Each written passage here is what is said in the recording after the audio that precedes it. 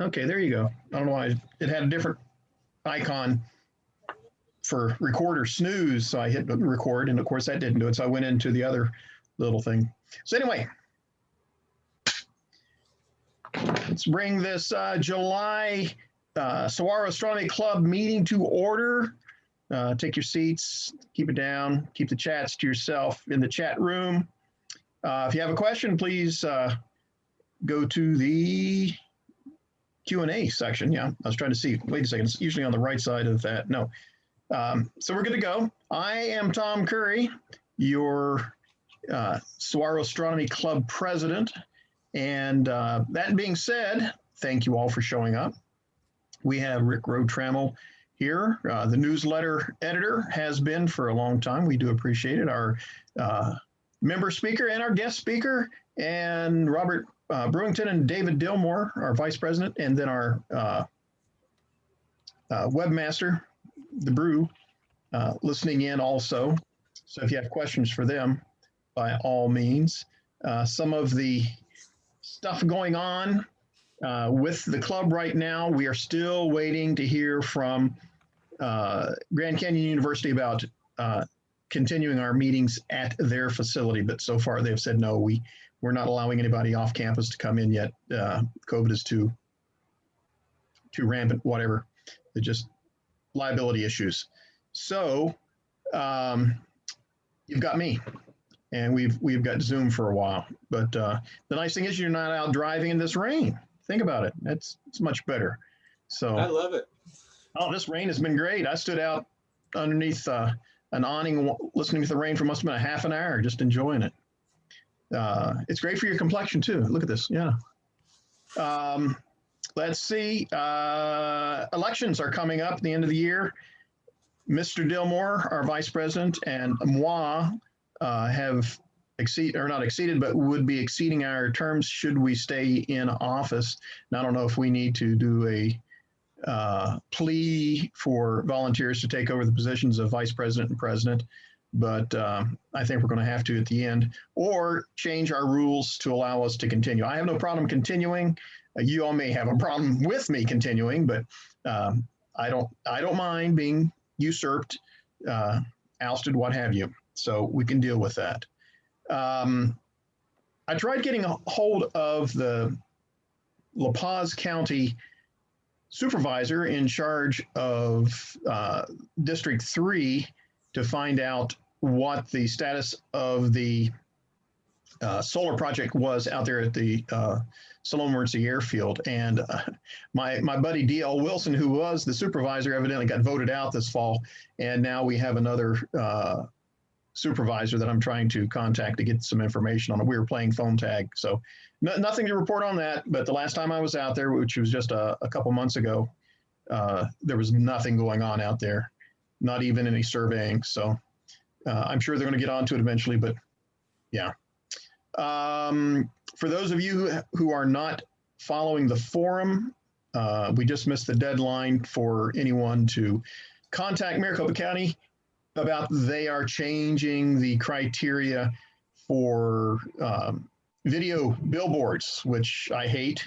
One, they mess with my eyes, and two, they're just glaringly obnoxious. I think they're a safety issue more than anything else.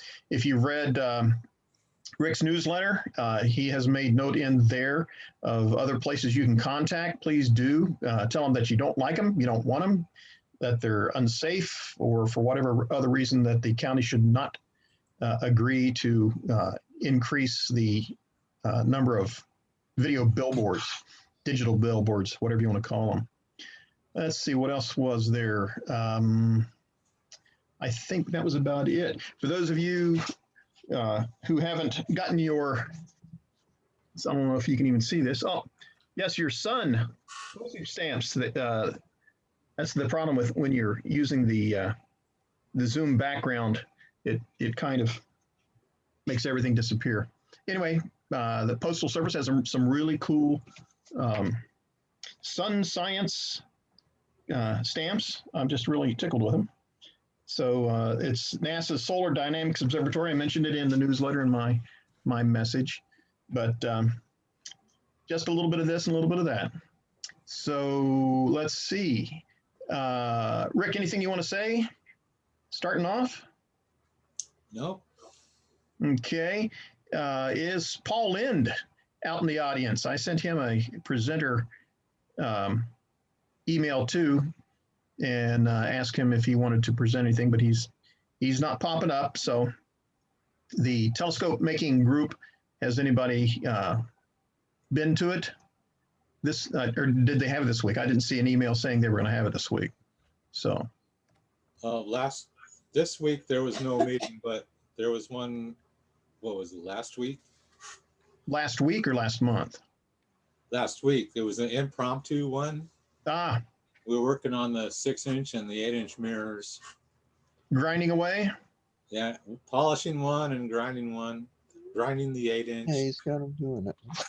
Cool. Polishing the 6-inch. Okay.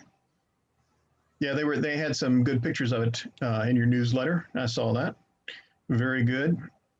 Trying to think of anything else that needs to be mentioned. We are trying to look at getting a new bank for our banking. Chase is asking us to do some crazy stuff, making us an LLC and just a bunch of really labor-intensive activities for a non-entity group like we are. We're not a nonprofit. We're not a business, so we don't understand why we can't have a less complicated bank account. So that's just something else in the works, trying to get more than just one person on the account in case they get hit by a bus. So that's why all that discussion was going on. So with that, since Paul's not here to present and Kevin's not here to talk about finances, Mr. Brewington, did you want to say anything about the web? He's muted. He's muted, yes. Now am I speaking? Yes, you're speaking now. We can hear you. Thank you. Oh, okay. The previous Zoom meetings are posted now. There's a YouTube channel. There's a link to it on the menu for the website. So you go into the website and just select that, and it'll go to a YouTube channel, and the past meetings are there, so you can kibitz or whatever. I don't know what one would want to look at, but as far as I know, it's working, and it's all there. Okay, thank you, Brew. I did have a question for you on that.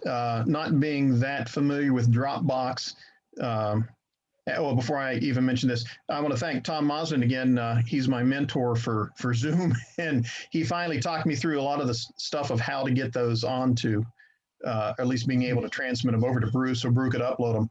And are they still tied to my Dropbox? No. Okay, so I can delete everything out of the Dropbox so that I can put this in, because I'm limited with my space in my Dropbox account. So I would not be able to put tonight's on Dropbox for you to post. So yeah, no, they're now on YouTube, and I don't think there's any reason that we need to save. Okay, separately. so they're there permanently. Yeah. Okay, well, thank you, Brew. Appreciate it. So we are in the big leagues now. So I'm looking to get thousands of followers, if not millions of people watching our Zoom meetings. And with that, we're going to get into the really interesting part of our meeting. Our own Tom Palakis is going to talk to us about, is it Palakis or Palakis? You got it, Palakis. Okay. Palakis, okay, well, that's this week. I'll get you next week. Talk about the gig that he scored to work up at Lowell. So, Tom, take her away. See if you can. All right, I'm gonna share my screen here. Okay. We're gonna find presentation. There's the presentation, I think. I'll do that to it. Oops. This. All set. All right, everybody should be seeing a title slide and hearing my voice. That sound good? And then everybody's muted, so I'll assume it's okay. All right, so here's what happened over a year and a half ago. Lowell Observatory posted this position, and they've posted positions in the past, and I always thought it was unrealistic to do that because they've been full-time, and I live here in the Valley. So they had this position that was mainly for doing asteroid observing, which I'm very familiar with and have done in my backyard for about 5 years, doing photometry. And you can kind of see the job responsibilities down here. And so I went to the interview in September of 2019 and sailed through the interview, just kind of talked shop, and then got the offer right away. So that was terrific. So there we go, September 16th, 2019. There's the job offer, and ready to roll on this thing. And here's what happened. So there's September 2019. We're over here in June of 2021. And so the first thing that happened right after I got the offer is that the chiller on the camera, which cools the camera at a negative 110 degrees centigrade, failed. And as you'll see throughout the presentation, this is a real old telescoping camera. And well, the camera's not that old, but the chiller for it is a one-off. And so it's almost impossible to get parts. So that resulted in a delay of about 4 months. And you can kind of see what's coming here. And then they got it fixed right about the middle to the end of February. And then of course this happened. So now you got another delay that goes in well into 2021. And at the end of March, finally they've opened up to the point where they'll let two telescope operators in the same room, and I can go and work. So I finally started in April. And then these green highlights will show you the days that I've worked so far. And they're pretty solid 2 weeks of doing almost nothing but that. So you can see a real short stint in April, and then 2 full weeks in May, 2 full weeks in June, and then July and August are generally wiped out. But as I'll mention, I'm going to go there next week as well for 5 days. So first of all, I just want to show you where the site is. So everybody's here has been in Flagstaff, and they know that Mars Hill is over on the west edge of town, just a 200-foot ridge, and overlooks the city. And they still do public outreach stuff, and it's kind of a museum kind of place right now. It not a lot of observing goes on research style at Mars Hill. So they have another site called Anderson Mesa, which is where I'm working. And it's down the road, down Lake Mary Road. And if you go way down Lake Mary Road, you'll get to that gold star is good old Frederickson Meadow, where a lot of us have observed, and only 5 miles from there is what's now called the Lowell Discovery Telescope. That's their flagship ship, the big 4.3 meter telescope. I'm going to talk about Anderson Mesa. So let's zoom in on it, and let's look at where it is relative to Flagstaff. So for me to go to work, I'm fortunate in that they've provided lodging up on Mars Hill, and it's a 25-minute drive, 20-minute drive to 25-minute drive down Lake Mary Road, beautiful drive. And then I arrive at Anderson Mesa, which is 9 miles by air from Flagstaff. Zoom in a lot more until we're just looking at a satellite view on Google Maps of Anderson Mesa. And so here's the entire observatory complex, and I'll show you a drone view that I took with the drone of what we're looking at here. So this is the entire complex that's in the national forest that Lowell Observatory uses as one of their remote sites. Here's a view looking to the north. It's in a beautiful setting of just solid ponderosa pine trees, and fortunately, none of this has gotten affected by the fires yet. You can see a nice fire going on in the background that was coming off of Slate Mountain when I did this. There's the San Francisco peaks, Mount Eldon, Kendrick Peak over there. And now let's look at the telescopes. So the telescopes are the Lonios used to be a competition for linear and space watch to search for asteroids, and it's been shut down for 10 years or so. The 31-inch telescope was a robotic telescope that has finally reached end of life. So, but these both have potential to have something in them in the future. Here's the 72-inch, which Lowell sold to Boston University and it gets used on every clear night. So I'm usually not up there alone inside this compound. And there's what I work on is the 42-inch, and we'll get into that in better detail. Next to the observatory, off to the right in this view, is this terrific project called the Navy Optical Interferometer.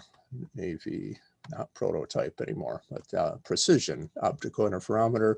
A lot of people here have been to the Very Large Array in New Mexico, which looks a lot like this, but it's a radio telescope working at radio wavelengths. In this case, you're trying to make an interferometer work at optical wavelengths, which is extremely challenging. And these are each 800 feet long. So you get a synthetic aperture that's like a 1/4 mile or so in diameter, which is awesome. So, or almost 1/3 of a mile in diameter. And that's a still developing project, but there are people there every night from dusk to dawn. So let's zoom in a little bit further. This is where I took the drone and put it right over the top of my workplace. That's the 42-inch telescope. And you can see a catwalk here, which I'll describe more. It's a wonderful place to go and look at the sky. And the inside of the dome. So couple with me standing next to the telescope for scale. This telescope started, it's called the 42-inch Hall telescope, not named after the current director, any relation to him, Jeff Hall, and a previous director from way back. It was started in 1970. As you can see, a pretty long focal length. That's just a Ritchie-Creation focus. There's no Naismith platforms or Cassegrain, or Coday focus. So you have the instruments are at the back end all the time back here, and they're down to only just using 2 instruments. And it's a major change out every time they do this, which is almost every month. So they put a photoelectric photometer, which David Schleicher uses to observe comets. He wants to measure brightness profiles of comets. And he gets on the schedule for about only 4 days a month. And then we have it for the rest of the month where we have our CCD camera. It's called NASA 42 is the name of the camera. So the reason I have a job is that this thing almost cannot be automated. You can't write a script and go to bed for the night and go back to Flagstaff. So you really need to have somebody there monitoring it. And I'm pretty cheap labor, so it works out pretty well. So a couple features of the telescope, maybe I should go back a little bit. It's on a conventional equatorial mount.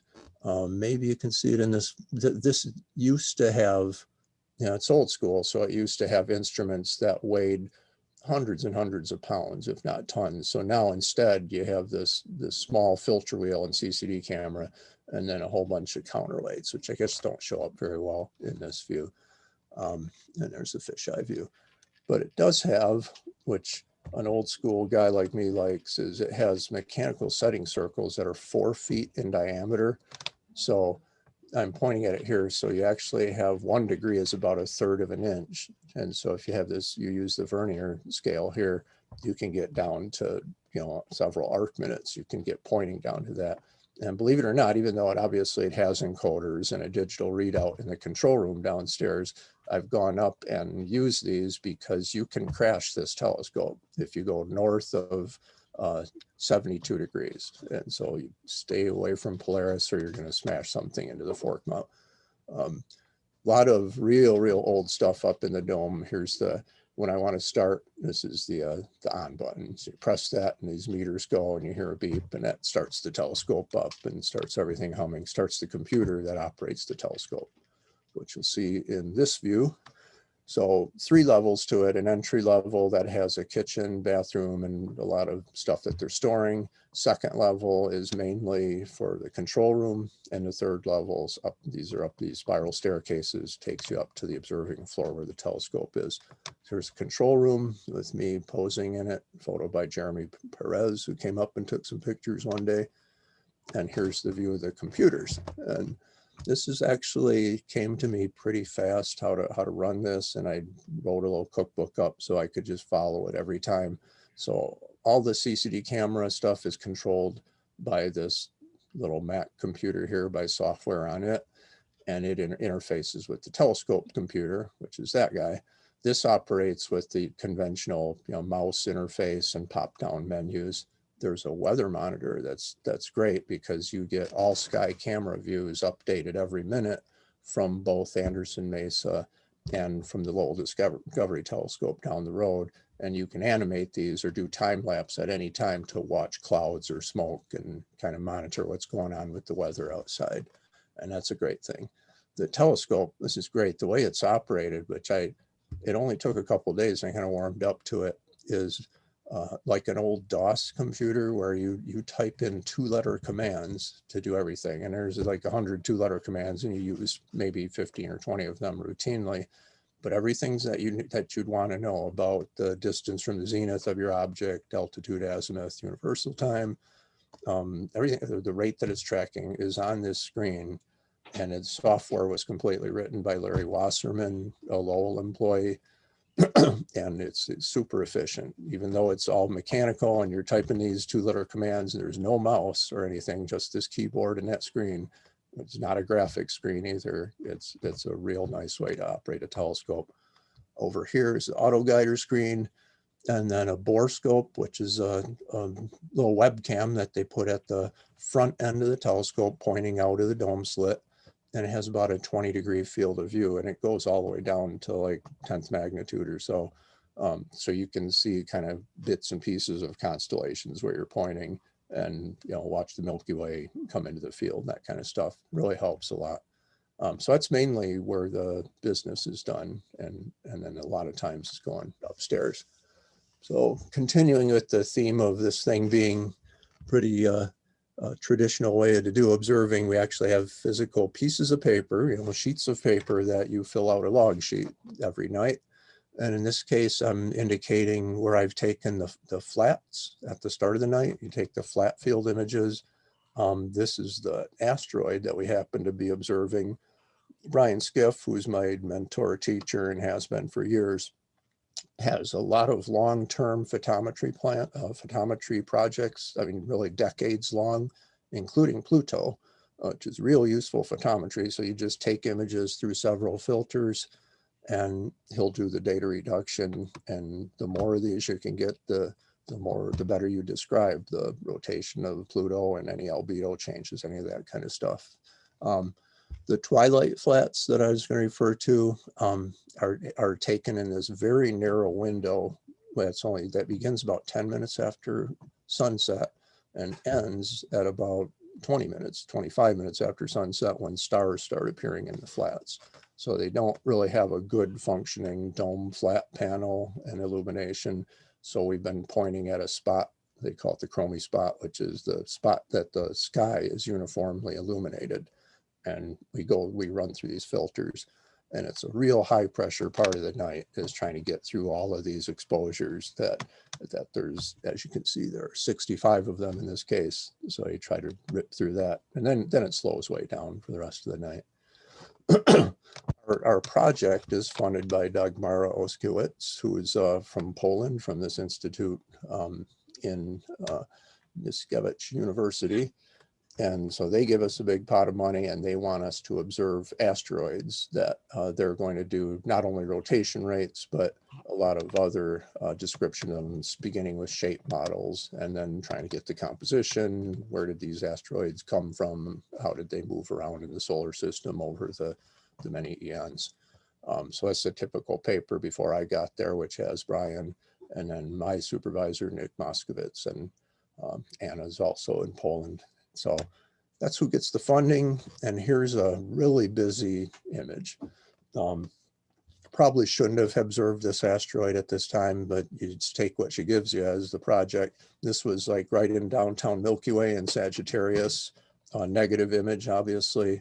Here's some nice dark nebulae that are coming into the field. I wish the asteroid was up here as it was moving across the sky, because as you're trying to measure the brightness during the night, the asteroid would move, say, from here to here, and it's constantly going over the top of stars. And the software attempts to subtract the brightness of those stars so it's not corrupting your brightness measurements, but that only works so well.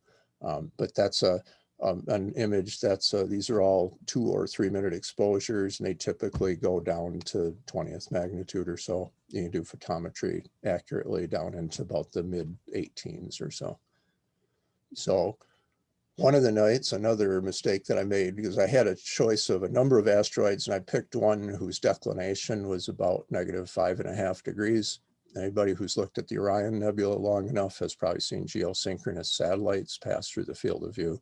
So every one of these is a geostationary satellite, every one of these trails. And this is a stack of the entire night's exposures. So it looks worse than it is. And all of these other trails are satellites. This is a tumbling satellite. There might be an airplane, probably an airplane there. And then that's the actual asteroid, which I paused for a while to observe something else. That's what that gap is about right there. So lots of space junk, and don't get me started about Starlink, because it's going to get a whole bunch worse for trying to do photometry. This is our product. It says what we provide to Dagmara or Anna, or whoever is making the request, or anybody else, is our product's a light curve. And I did a whole talk to Zach about photometry, and we're trying to describe, at the very least, we give her all of our images. So she does the data reduction again, but I do it just to make sure that everything makes sense. So this particular asteroid has a day that lasts about 3 hours. And you can see that the magnitude, this is what I like about using a 42-inch telescope at Anderson Mesa instead of a 12.5-inch telescope in Tempe, because here we are at 17th magnitude and these error bars are still nice and small. The amplitude of the light curve, like how much its brightness varies, is less than 1/10 of a magnitude. And yet this is super clean. This is really good data. So that's the thing, you put up with a real old telescope with a lot of antiquated things, but it's still a 42-inch telescope at a dark site. And man, you can't beat that for this type of work. So things in May and June just went swimmingly as far as the photometry went. That part was just great. And I'm not going to show you much of light curves. This is just an example of one of them. Well, I'll show you one more light curve, because we went and did a little extracurricular thing here and did an entire night devoted to an exoplanet transit. So when the planet passes in front of the star, if it's the size of Jupiter, for example, and it goes in front of the sun, that would dim the sun by this same amount, by about 10 thousandths of a magnitude, or 0.1/100th of a magnitude. So they were really happy to get this data, which was pretty clean. And this is an interesting exoplanet star, because it has a second planet that's quite a bit farther out that does not transit the star from our perspective, but they know it's there from doing spectra, from doing velocity measurements of the star. And so this was really, really valuable to get a good night of data, even though we weren't doing asteroids that night.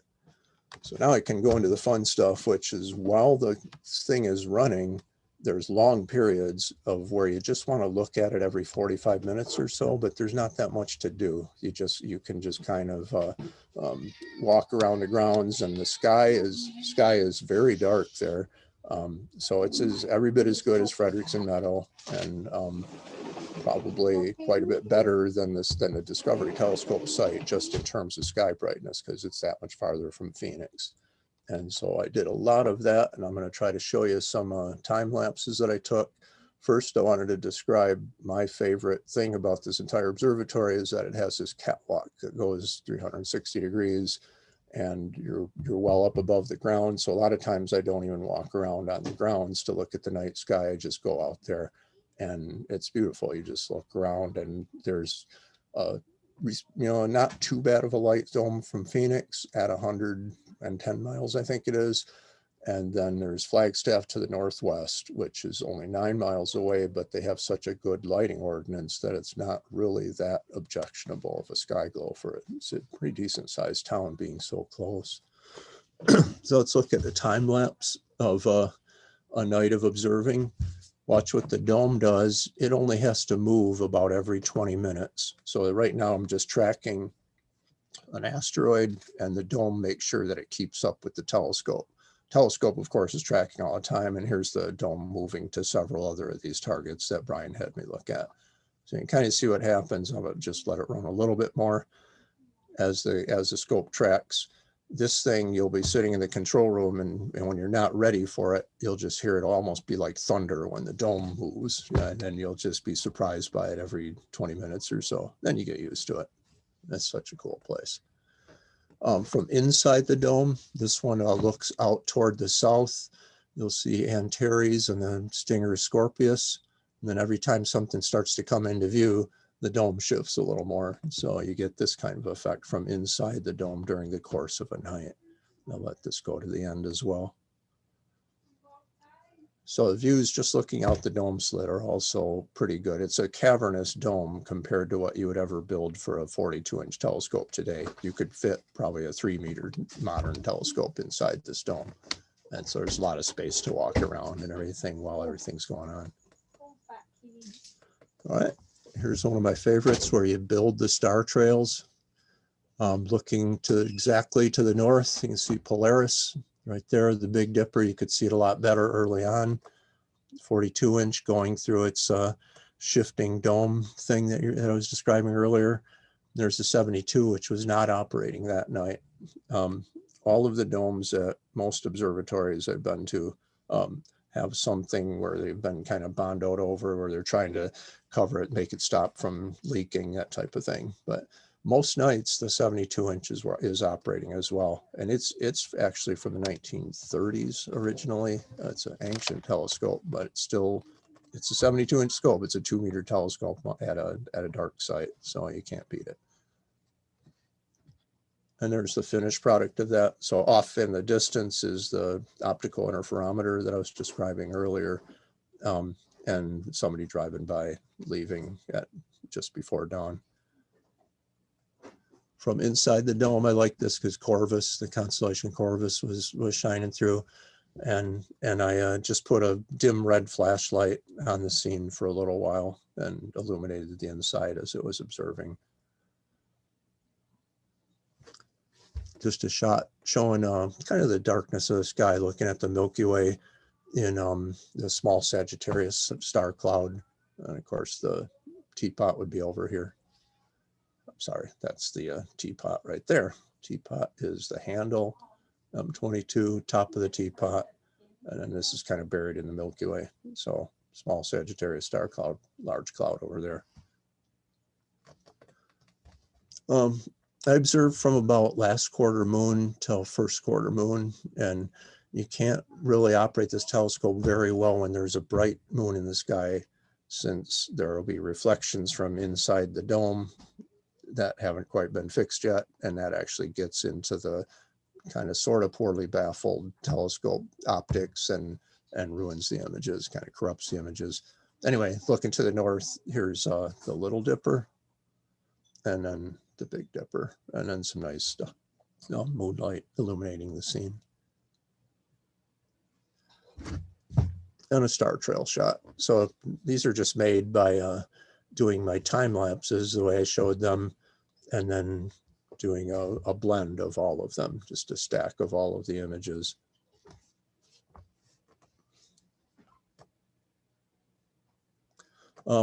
These are fun. I've done a number of these at different observatories, and doing one by myself was a little bit interesting, but I learned how to use the remote shutter, the app on my phone that communicates with the SLR camera.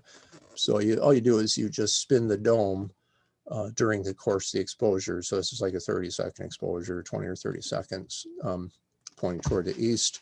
And then I'm inside the dome while this is happening, illuminating the inside of it, and then pressing the button inside the observatory that spins the dome. And so you get the X-ray dome effect. The scope seems like it's sitting in this open space, which is pretty cool.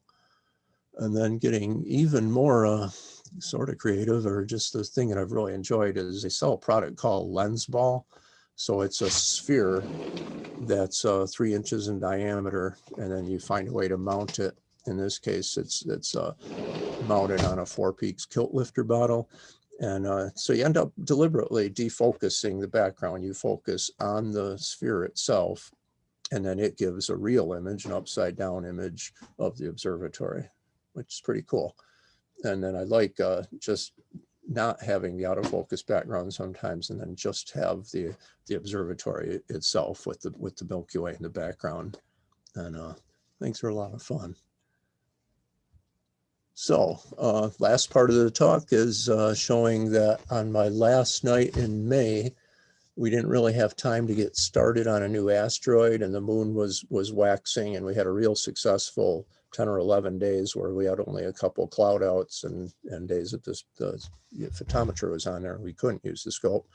And so Brian just told me, just image whatever you want. No, oh, well, that's nice. I got a 1 meter, 1.2 meter telescope, and or 1.1 meter telescope, and I can just go and play around. The star images from the telescope are not terrific. There's some problems with the way the mirror, which is a thick mirror, the way that mirror is mounted, and it even moves around a little bit in the cell during the night. So things aren't perfect, but it's still a large mirror at a dark site. So this is, if I can get rid of this here, I think I can. Oops, no. NGC. So I have a thing that's blocking my view of my slide, and I'm going to do something here. All right, it's an open cluster, 6791. Thank you. Yeah, in Lyra. So everybody looks at the Ring Nebula because I did one of a similar that's 5466, and I knew this wasn't it. So 6791 is a star cluster in Lyra. If you have a large, like a 20-inch telescope, or even 15 to 20-inch telescope, and you're at a dark site, it's a pretty nice cluster, even though it's just a lot of 15th, 16th magnitude stars at the brightest, and then obviously going way down fainter than that. Galaxy pair and a Hickson group that thought was really nice. Spiral galaxy with a nice dark lane going through the center of it. Both of these are barred spirals. This one's a ringed barred spiral. And then the Hickson group down there. Abell galaxy cluster, which is just a crazy number of galaxies. Almost all of these are elliptical galaxies. There's some spirals in there as well, but there are far more galaxies than stars in this image. This will be if you want to ask me offline, I'll tell you why the star, the flare looks like that it's not perfectly circular. It's an interesting story. And finally, it looks like this doesn't want to animate. Oh, that's interesting. Okay. Oh, it's animating now. This is a pet target of mine for years and years, and I've been following it from back here.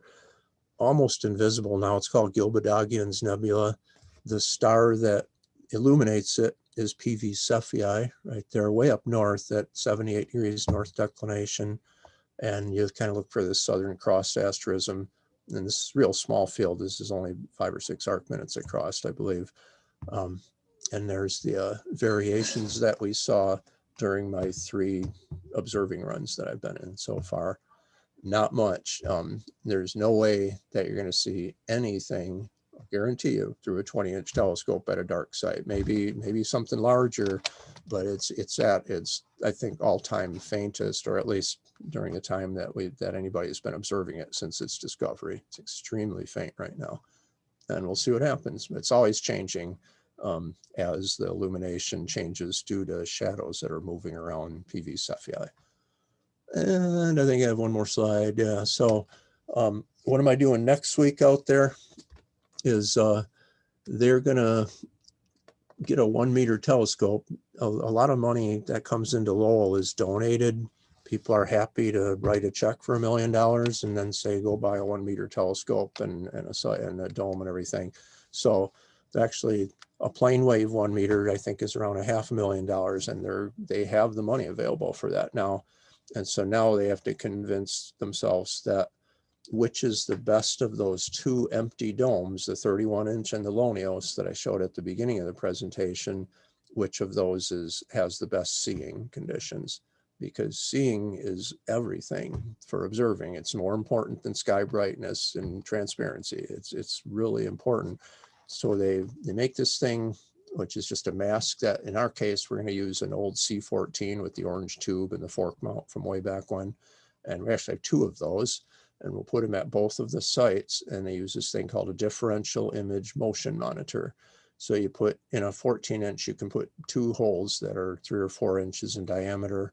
One of them has a prism that'll offset the images. So when you defocus it, you get 2 star images. And then you put like a video camera, like a simple planetary webcam on it, and you watch how those 2 star images are changing relative to each other.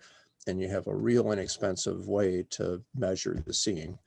And you don't need the perfect conditions to at least get started on it. And so that's why we've decided, I'll just go there next week for 5 days. And if we can see some bright stars, you can see Vega or Deneb or something and monitor it for a while, we'll be able to get the bugs out of the system, we hope. And then we'll be able to do some seeing monitoring, which I'll be doing in September and October and a little bit into November with 2 C14. So we'll wheel these things out of those 2 domes, and outside of each of the domes, maybe we'll also go inside for one of them. We'll be monitoring the seeing conditions and seeing which of the 2 sites is the better one. So I'm excited to do that because I've seen these in action and I've never gotten a chance to use one and mess with the data myself. And so that's what's going on at Lowell. I'm doing this two weeks when we're outside of the monsoon. I'm doing this 2 weeks per month, and then the other 2 weeks I'm back here with Jennifer and the grandkids a lot of times, and that's fun too. So this thing finally got going after a 19-month delay, and pretty happy about it. So I hope you liked the presentation. Thanks a lot for listening. I'm going to stop sharing my screen now, and there you go. That was fascinating, Tom. I am impressed and jealous. Now, granted, if I tried to do any of the things that you were doing, I'd have fallen flat on my face. Well, But you just amaze me with your abilities to do these things.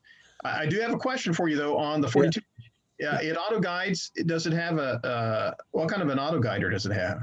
I mean, is it just it's a auto guider that has, it was built, I think, at Lowell's shop. I should know more about this, but it's not some off-the-shelf auto guider that you would buy for a camera or a telescope. And the size of the auto guider, is pretty substantial, and even the filter wheel as well. It's it's one of these gigantic things with the 2-inch filters. It has 10 filters in it. But all of that is not brand name stuff. It's either stuff that they bought from specialty companies or built at the shop there. So the auto guider is sort of a sore subject because it stopped working back in May. And to do the kind of work I'm doing there, the telescope tracks well enough during the course of an entire night. It's on a fork mount, not a German equatorial, so there's no meridian flip. And it tracks well enough that the object will drift by maybe 1 arc minute, in a 20 arc minute field during the course of the night. So that's fine.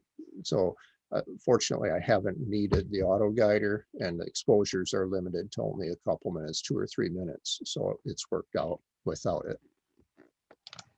Okay, there was a question there. Do you happen in the chat? Do you happen to have a blog? I don't have a blog.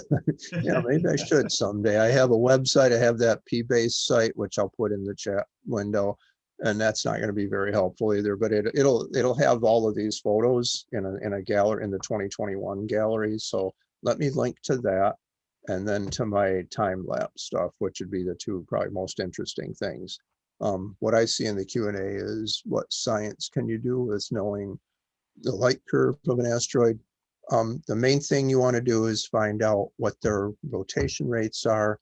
And after you get thousands and thousands of these, you learn out how the rotation rates vary with size, with distance from the center of the solar system, distance from the sun.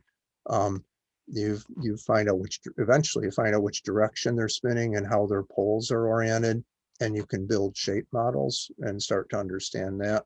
A lot of what the professionals want to do is find out the origins. Like, a lot of these asteroids are called vestoids, which all came from Vesta, from a collision with Vesta.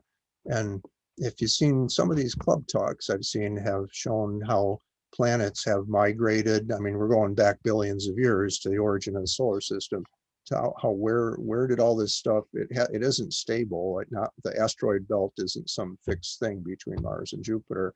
that these things, these families of asteroids, orbits are moving around over the many years. So you can find out what the origins of the asteroids are, the composition of the asteroids, that even just doing photometry helps with that. Spectroscopy is obviously more valuable. So there's quite a bit. It's an entire discipline of astronomy. And before I got into it 5 years ago, I thought it was the least interesting thing. But once you dive into something, then it becomes the most interesting. And that's kind of what happened there. Okay, I see another Q&A. Any impact? Oh God, yes. Any impact from the California fires? Yeah, huge impact. And that's at the end, fortunately, right when the moon was getting big, at the very end of my June observing run, there was a fire down by Sedona. I forgot the name of that fire. That was when we were getting the fires in Arizona before all this rain started. And it got so it was actually reaching the surface, you know, going all the way down to the ground. And that's when you definitely don't even open up for those nights. So there's a huge impact of the fires in the Southwest.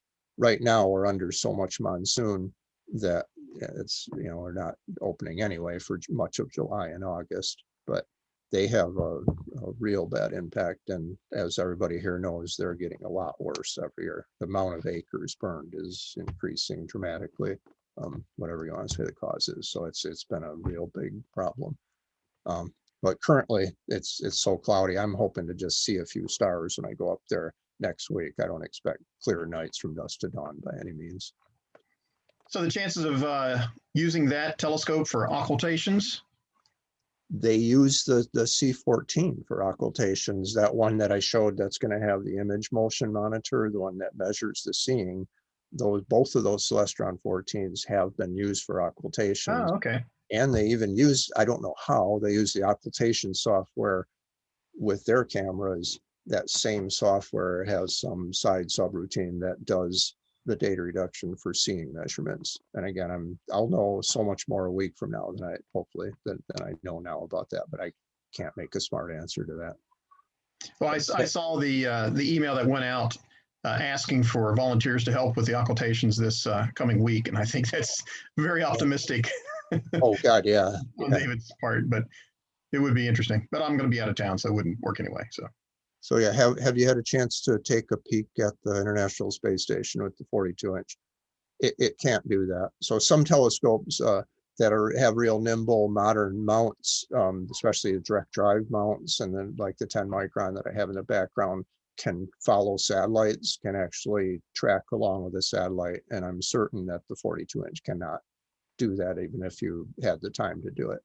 So there's really only so much time, and it's at the beginning and the end of the night that I'm allowed to go off of just observing an asteroid for 6 hours or 8 hours. I don't have a problem with that, because that's how you do these light curves. So there's not, you'd love to just go and slew over to something at midnight and play for a half an hour, but that would really hurt the science data a lot. So it's not much of an option, actually. any other questions out there in the peanut gallery? Oh, God, another one. All right. Well, Okay. as long as you, it's Terry Shea again. How often does the mirror need to be cleaned, if ever? It needs to be re-illuminized on occasion, but I don't know that. I would guess it's 5 years or so.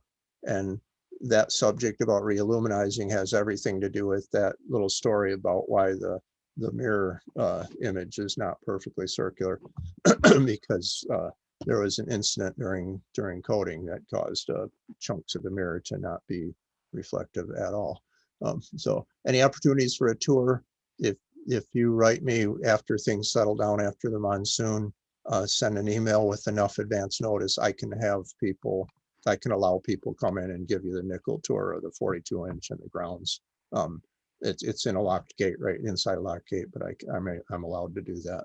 But not right now, not a tour of a bunch of people or anything. That's a thought, though, that we could probably fit a half a dozen or 10 people or something on a tour, and I could show people what it's like. Cool. Okay. Yeah, you got to get going here. Sorry, that's No problem. half hour. Appreciate that. That's fine. The only person that I don't want to say should have been bored or might have been bored or could have objected been our next speaker, Tom Field.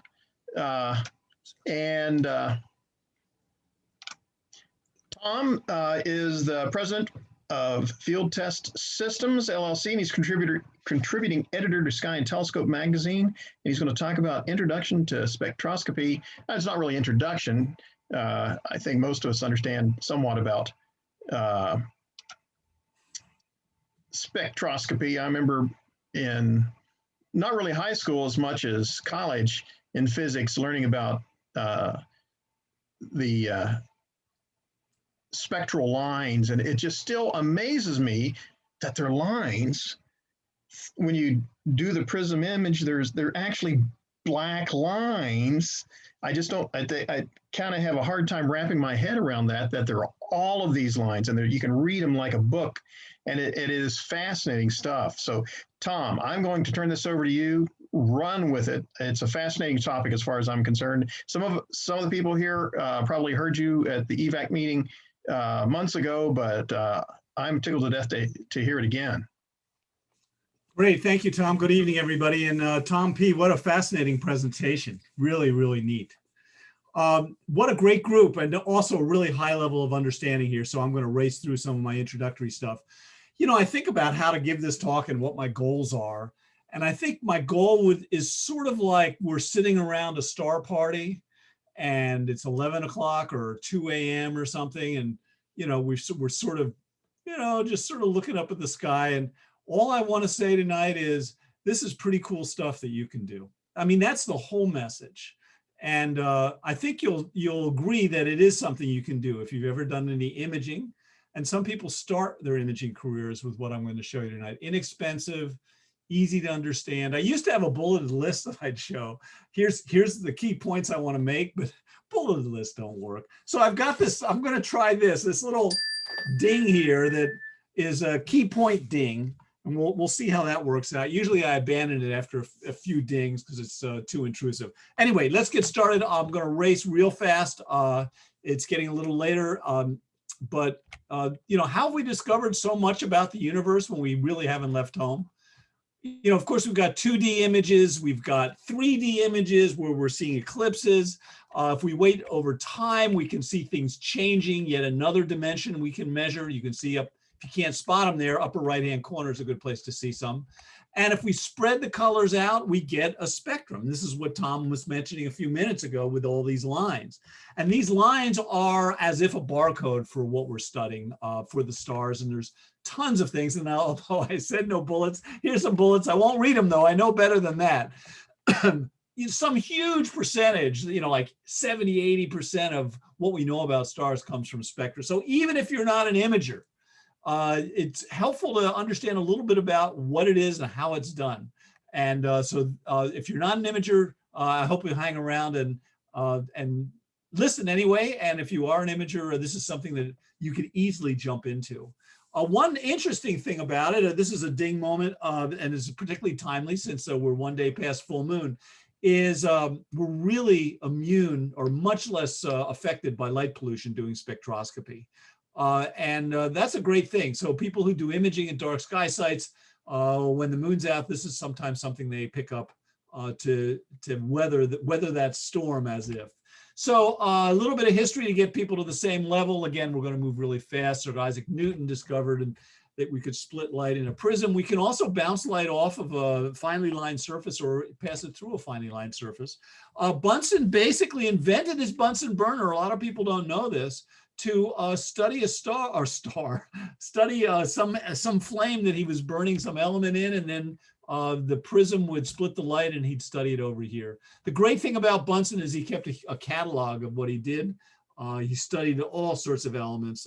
He was a real pyromaniac. We won't get much into Kirchhoff over here, except a little bit of this next screen here. When you split light with a prism, you can get two different images, depending on factors we won't talk about, but Kirchhoff did, like the temperature of the gas and stuff.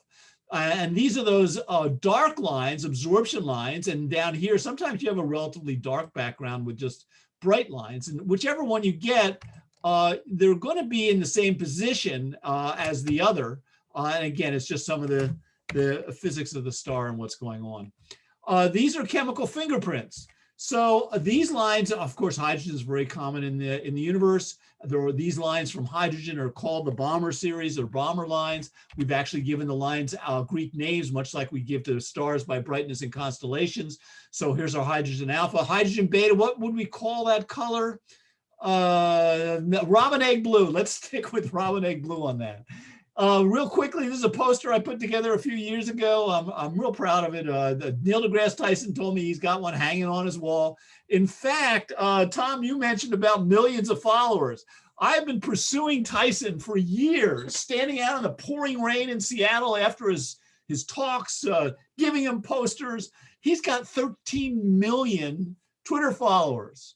I figure if I could get just 1% of those, instead of rolling a few posters into a mailing tube now and then in front of the TV with my wife, we'd have to hire some high school student in a garage to create these posters and ship them. And again, you can see the differences if you were burning the helium that comes in the balloons at a flower shop. You'd see these lines through a prism versus these in the hydrogen. Okay, there's a quick overview. Again, these days we don't have to burn elements in a Bunsen burner. And by the way, he didn't patent the Bunsen burner. He said in some floral language like they had back then and used that he was going to make it available for the betterment of humanity and not patented at all. Great thing. So these days we have, and I think I can get it on the screen here, these gas tubes. There's a gas tube right there. They're just sealed tubes and they've got a single element in them, so that it's much easier to use. This is done with a spectrometer that I developed some years ago that we sell to teachers, educators, professors. It's really been popular with astronomy as well as chemistry and physics teachers. It uses the same software. So far, everybody I've talked about have been old white men, right? Let's talk about some others here. Annie Jump Cannon, many of you know these people, so we'll race through. They were prohibited from accessing the telescopes. Oh, thank you, Microsoft. Because I'm in Seattle, I can complain about Microsoft a little bit more. This is not a persistent selection. So every time I go out of the slideshow, I've got to remember to do that so my cursor stays alive. They studied the glass plates and they studied hundreds and hundreds of thousands of stars, and came up with a star classification system that really helped us understand what was going on. Priyamvada Nataraja, I think she's at Yale, as I remember, doing massive black hole studies. Nancy Grace Roman, of course, namesake, or vice versa, the telescope's a namesake for her. A big proponent of the Hubble Space Telescope. Elisa Quintana studies exoplanets around red giants, I think. And Jedediah Eisler's at Yale, and she studies I think hypermassive black holes. So we've got a long way to go, but there's been some progress in the last some years in terms of opening up the field. So what I'm going to talk about tonight is this cheap, this is a ding moment. No salesman would use the word cheap ever, would they? This is an 1.25 inch grating. It's called a star analyzer grating. We sell it for about $200. And it just threads onto, wherever you put a filter cell in life. It could be inside a filter wheel, could be on the nose piece of your camera. In fact, we've got some examples here. You can use it as an objective grating on the front of a DSLR. We sell this little adapter down here that is a thread adapter, so it can thread on, fits camera. I could wave one in front of you, but this is just a video camera here. And this is just to show they can be mounted in a filter wheel. So it's pretty easy to mount them. I'll talk a little bit more about that later on in the presentation. You can even piggyback these on your telescope while you're doing other work. Whew. Okay. So I sort of feel like I want to, get everybody to stand up and do some jumping jacks or, slap you around or something to get everybody awake. That's the history, theory, and equipment. Thank you for hanging on. Very fast and necessary so that we can get things done before we all sort of nod off. What can we actually do with a star analyzer grating? I'll tell you a little bit about my history as we get further in. So we've got a star, we've got a grating, we split the light on our sensor, we get that rainbow, that Roy G. Biv, right? Red, orange, yellow, green, blue, indigo, violet, rainbow. Here's a wonderful, and one of my favorite slides, I hate to use it so early in the show, but it's a great example. These are different spectra captured at different times. This was captured by Torsten Hansen on just an 8-inch Newtonian with a video camera. Check that out, a video camera. And this is not lucky image stacked or anything. So the amazing thing of it's not like sometimes we stack, especially on planets, thousands of images. Oh, and by the way, I just want to qualify what I'm saying here. Most of you know more about astronomy and more about imaging than I do. I'm a knuckle dragging programmer, and you'll hear a little bit more about how I stumbled in this in a few minutes. So these are different spectra in temperature order. So there's hot stars here, and it gets cooler as we go down here. And then down here, we have some cool M stars. So I mentioned earlier that we can say something about the temperature of a star by its spectrum. Real quickly, two really fun examples here. First of all is this one here. And notice these wide bands, right? That's like a forest of lines. On these cooler stars, the star is cool enough that some more complex molecules and just simple elements can survive. That's titanium oxide. And to assure you of my bona fides when I say that I really don't know what I'm talking about in depth, I don't know anything else about titanium oxide except that's what happens on cooler stars. But the really interesting thing to look at here is this region there. This is that, that robin egg blue, right? That hydrogen beta, hydrogen bomber line. Notice it's different brightness or darkness or width on different temperature stars. The brightest of them is here on this type A star like Vega or Vega.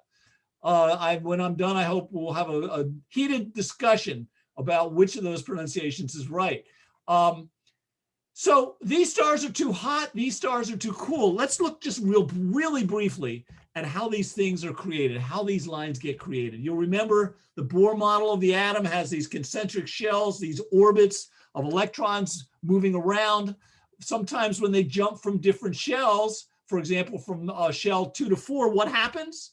Well, again, you get absorption or emission lines depending on which way the jump is going on. And each jump gives you different lines. And each element in each molecule has different gaps on these orbits. So that's where we get the fingerprint. And so, again, this is the jump from orbit 2 to 4. And as Thomas, I don't know if it's Thomas, I'll call you Thomas instead of Tom, because that's what you got on the screen there. It is amazing. He said it, and I'm going to echo it, that we can observe this microscopic, right, at the level of about 1/1,000,000th of the width of a human hair, this transition going on, and we can observe it macrocosmically, right, with our eyes and these coarse telescopes, and learn something about a distant star. It still is remarkable to me. But you see that little in the crosshairs, that little dimming area? Probably not. I'm not sure I can see it. It may be just my averted imagination. But I can't do science with this kind of qualitative presentation. Suppose somebody made a huge mistake and gave me time on the Hubble Space Telescope, and I wrote a paper about how I saw a little dimming in the robin egg blue. It's not going to get published. So we need to move from qualitative to quantitative. And the way we do that is we do an intensity graph of this region. So that's what this is here. This axis here is intensity. And so this peak is high and narrow because the star is bright and narrow. This thing is really wide, right? And it's brightest in the middle. So this goes from dim to brighter, brighter, brighter to dimmer, dimmer, dimmer. And what's really interesting is that barely discernible dip or absorption feature is very clear here. Now we're doing science. Now we can study the position, the full width half maximum, compare it to other stars, compare it over time, compare it with our friends. That's what this is all about. So how do we create these graphs? So my story is I got started in about 1990 something early to see Shoemaker-Levy 9. I had a C8. I was not much of an imager, frankly, and I didn't do much at all, but somehow I got, in 2008 or so, I got interested in doing this, and I got a grating like this. Went out of my backyard, right outside the window here, 3 miles from Pike Place Market in Seattle, and, I was using a webcam, in fact, a Logitech webcam that I had duct taped on the barrel from an eyepiece. I came in at midnight. I had grass stains on my knees because it was Vega in the middle of the night I was looking at in our grassy backyard. And the next morning I tried to create a plot like this. And I gave up about 2 hours later. I tried some of the software that was out there. There's freeware out there. It's decent. It's gotten better. But I went upstairs to my wife and I said, I'm quitting. I am so angry. I am so frustrated. This software, not only does it crash, but the error messages are in French. So I gave up, but I really wanted to do this. I really wanted to try this. So over the next couple of weeks, I just kept thinking, you know, and just ruminating on it. But meanwhile, I'd taken the grading and just put it in the drawer. I really had given up. And I decided, okay, I write a program to process this first spectrum, and that's what this is. By the way, Tom also mentioned how seeing is king on the work that he's doing, especially with a grading like this that doesn't have a slit. The same thing goes. So we've got a rather messy star there and bad focus, but this is the first spectrum I captured that night. So I wrote a program the next weekend just to create the graph, and now 15, 20,000 hours later, I'm almost done. My wife says, please, would you finish it so we can have dinner at the same time at a decent hour every night? It's done. It got popular. I had no idea. I wasn't planning to create a product. I was just following my passion. So I know full well and much better than to give you a full software demo tonight, because those of you who are live and I can see you in my little preview screen, I'd start seeing the tops of your head. And if you're not muted, hearing your heads hit your mics. So it's too late, and nor do I want to give a full demo, but I think it's important that you see, you know, just a minute or two, because for me anyway, maybe I'm unadventuresome. I've been writing software literally since the 60s, but of course, longevity and seniority doesn't mean anything about skills. It just means I survived somehow, digging the same ditch over all these years, instead of being a meritocracy. So, but learning software for me, I always go, oh no, another freaking learning curve, right? So, and I think what I want to show you here is that there's not a steep learning curve here. So this is our star, and that's the spectrum. You saw it earlier. There's one of those gaps. You can actually see it in the visual image here. This is on, as I said, this is a freeze frame. I've paused the playback on a video I shot that first night. So all we do is bracket in the region that we want to study. And in fact, and then over here, we can see that intensity plot. So this peak is the star right there. And this data there, of course, is that data. And that dip right there is that dip there. So these absorption features are coming from this star from Vega. So what? Okay, now what? How do we identify them? You know, the devil's in the details to some degree. So remember, I mentioned that Bunsen created a catalog of all the different things he's burned. And the great-great-great-great-great-grandchild catalog is still used by lots of us. And again, it's built into the software and most textbooks in chemistry and astronomy. I can say to the software, show me in an overlay over here where the absorption features would be if they're hydrogen. And wow, there they are. So there's our hydrogen alpha, there's our hydrogen beta. Now I skipped a quick step here. If we're interested later on when we're doing Q&A, I can show you how we calibrate this into angstroms. It's just a couple of clicks because this is a linear dispersion device. So I'm going to start the playback of this video just so you get a sense for the images moving here. Of course, the intensity is jumping around here as the video plays. You can use a FITS imaging camera and stack your images if you want to going into this. You can also set the software to automatically load your FITS images as they hit your local drive. I can no longer say a hard disk anymore, can I? Or solid state drive, you can't even say. Maybe you're storing your images on the cloud, for goodness sake. So you can also, as I mentioned earlier, use a color camera, but mono cameras, as we know, are much more sensitive. I like color for outreach and for education because this is so clear that, oh, that's a rainbow, right? So it's not just this mono smudge. We'll talk about smudges again in a minute. So there is some simple averaging or stacking built into the software without registration. You can see how quickly things stabilize at 4 frames per second, just in five seconds or 20 or so frames. We've got a stable image. Okay, that's all the software demo I'm going to do. I would ask you, in your mind's eye, let's turn on. That's not what I want to do. Wrong key. In your mind's eye, if you would, keep this region here, if I can get my cursor to work, just that in your imagery in your mind. You know, these are the bomber lines. That is a template over a star. You can see the features. We'll see how that gets used in science as we go forward. Okay, so enough of that silliness. Back to here. Let's go back there again. You can do, by the way, and this is definitely one of those ding moments, if you're doing outreach now with a video camera in the city, you can do, this is gas tubes, but they transition to a star shortly thereafter. You can do this kind of outreach, and it can augment the work that you're doing in star parties today if you're doing that kind of work, and my applause and respect to you if you are. This really opens up a whole avenue of discussion. You don't have to be an astrophysicist to understand any of this stuff or explain it. And so it's something to think about. And I'll show you some solar spectra you can do during your daytime outreach too. Here's a DSLR image. There's a couple of stars, 3 stars. There's their spectra, some gaps. Here's a Wolf-Rayet star. There's some blobs, right? Some blobs, technical term, right? Some saturated pixels. Let's look at another emission object like this. When Janet Simpson sent me this some years ago, this is a spectrum she captured. You can see she was using very little hardware there. I have a confession to make, and that is I couldn't remember what a Wolf-Rayet star is, or I couldn't back then. You know, Wikipedia is your friend.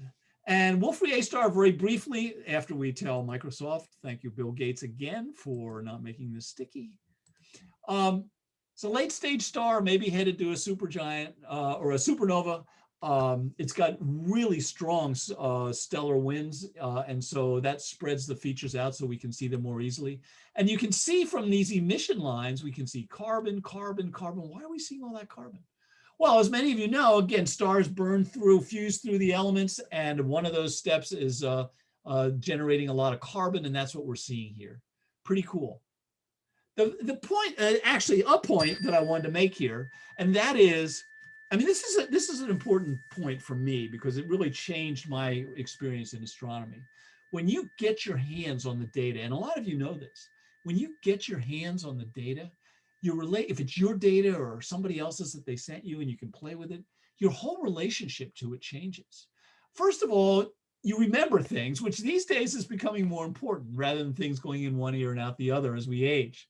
So the other thing is you get curious, you do a little research online. And so what's happened is with spectroscopy, I found I've learned a lot that I didn't know, which was easy to do because there was so much I didn't know. Here's another emission object, our beloved M57. This is about the only extended object as opposed to point source that looks interesting with a slitless device like this. And again, you can see the identity of some of these 2 emission lines, hydrogen alpha and this ionized oxygen. That's what that Roman numeral 3 means, just ionized, some electrons have been pulled off. Let's look at another emission object. This is done with a high resolution device. These typically cost $2,000 to $3,000. There are some do-it-yourself ones, 3D printed ones out there now. But not only are they usually more expensive, but they're a lot harder to use because now you're guiding on a 10 or 20 micron slit. So almost nobody starts with this kind of device. Again, forgive me if I'm moving faster than you might prefer. I'm just trying to keep us all awake, as I said. So here's the Orion Nebula. Again, what's interesting is, of course, this is an early object in the life cycle of stars with same emission lines, hydrogen alpha. There's that ionized oxygen with that Roman numeral 3. I'm not going to take the time tonight. Often when I'm in person, sometimes in Zoom meetings, I'll ask people to share their experience the first time they saw the Orion Nebula. It makes for an interesting discussion. My experience was there in the early 90s. I'd never looked through a telescope. I went to a star party in Denver, right in the city by the Chamberlain Observatory. I got out of the car, walked up on this 10-foot high berm next to the soccer field, and I looked down, and what I saw, it's fun when you can remember when you didn't know something. What I saw, you know those cannons that shoot people in the circus, out of them? What a sentence. I said, to my uneducated eye, all those Dobbs I was seeing, I know now, looked like circus cannons. So I queued up. There was somebody much like many of you or me running the Dobb, looking at a M42. They were all excited. I got up to the eyepiece. I looked through and I was really disappointed. It was like, so what? It's this little cloudy smudge. Who cares? Many of you may have had that same experience. But you, like me, stuck with it and still come back and look at M42. Why would that be? Well, of course, there's a lot of reasons. First of all, we're using better telescopes. We're not in dark sky sites. Also, we've gotten much better averted vision, right? We know how to use averted vision now to actually observe dim objects. But I would say, on better telescopes, of course, I'd say in addition to all that, we'd come back to M42, even that early smudgy image we'd take a look at, because now we understand what we're looking at, right? It's the birthplace of stars. The point, again, that this is one of those ding moments, is when you bring your understanding to the eyepiece, your experience, of course, gets that much more interesting. And that's, again, what spectroscopy has done for me. To be quite frank, photometry never interested me. It's like went right over my head, or it's like, points, and it just was nothing. So interestingly, the AVSO has jumped into spectroscopy. It's been a little slow going. I'm not exactly sure why. It's been years. Even Arnie Henderson before Stella, both great executive directors, they're professionals. They knew the value of spectroscopy in the field. I suspect that what happens is that, the really committed photometrists, first of all, their equipment's all set up and they don't want to be messing around with other kinds of filters. But also, it just seems like it's a different way of thinking. I'd be curious during Q&A if people have any ideas as to why the AAVSO has been its membership has been slow to adopt. They have an online database now, and there are other databases online to contribute data for professionals to use. Okay, let's race through some other examples here real quickly. This is also done by Torsten Hansen with a video camera. Again, you can see these spectra here. I think I highlight them. Yeah, Uranus and Neptune. There's some of those wide bands that I mentioned earlier on cool objects that you'll see of complex molecules. What do we see on Uranus and Neptune? Methane, with a backyard telescope and a video camera. So again, when we discover ET, it may be, again, spectroscopically, we observe the atmospheres of some of these exoplanets and discover evidence of various gases that are indicative of life. So in 1881, Henry Draper of our catalog fame observed a comet. Heck, if Hank can do it, so can we. Down here, you can see this beautiful visual string of gems with just a DSLR on an 80mm refractor. Vikrant Agnihotri was able to, again, observe the swan bands here. He is in Rajasthan, India. He's a nuclear power plant engineer. He has since gone way beyond what I do in terms of his skills and understanding. And what educator doesn't like to see their student do that? I spend a lot of time helping people get started. I'm retired from my real job, and I get great joy out of introducing people to this, looking at their early images and helping them succeed, which is pretty easy to do. Again, here's a little bit more of a timely example of the sodium D lines in Neowise. So I love this slide. This is a collection of images, or a collection of items from Robin Leadbeater. So he was using a video camera with a star analyzer grating on the nose piece, and he captured this spectrum of a meteor. And again, this is the main track, and then this is the spectrum. And there was a outburst right here, and and then that gap right there is what an awful drawing. That gap right there is that dip over here. God, my pointer could be a better color if I could just remember what key to do that. This is sort of, if spectroscopy is a niche activity, then the meteor spectroscopy is a niche in a niche. By the way, Tom P. Vishnu Reddy, I don't know if you know him. He's down at LPL and has done some work on asteroids, and I had an opportunity to spend some time with him at some conferences years back. I'm not going to talk all about the sun at all right now. We've heard too much about it maybe, and we'll be hearing more, except to point out that we discovered helium on the sun first. It's a great story. Ask somebody to tell it to you rather than taking our time as a group tonight. But spectra can do amazing things. Again, if you're into novae, there's, with just a DSLR, you can observe the differences in novae spectra. Okay, real quick review of Doppler shift for those of you who aren't familiar with it. It's the pitch change that things go through when they're moving. So a train coming to a station with its bell being rung goes ding, ding, ding, ding, ding, ding, ding, ding, ding, right? High, low, low, low. It's higher when it's coming towards you, lower when it's moving away. It's as if the waves are actually stretched out. So when it's moving away from you, they're longer, separated. And those of you who know more about this than me are cringing, as well as am I right now. But Doppler shift can be used on starlight too. So if we were expecting a triplet right here on this star, and instead we found it over here, what would that tell us? Well, it was redshifted, so the star is moving away. And the opposite holds true here. How can we use that? Well, again, a supernova, there's lots, as many of you know, most of you maybe, there's lots of different types of supernovas where stars end their lives. One particular type is a white dwarf and a larger star. When you pour gas onto a hot surface, what happens? You get an explosion, and that's a type 1A supernova. So here is a supernova, an M101. There's a photograph of a different supernova of the same type, one that was closer to us, so we could get this kind of image. And you can see there, I mean, it's not just a point source anymore, is it? There's actually some shape. So there's the spectrum captured by David Strange in the UK. You can see just using a C9 and less than 15 minutes of integration time, he captured this.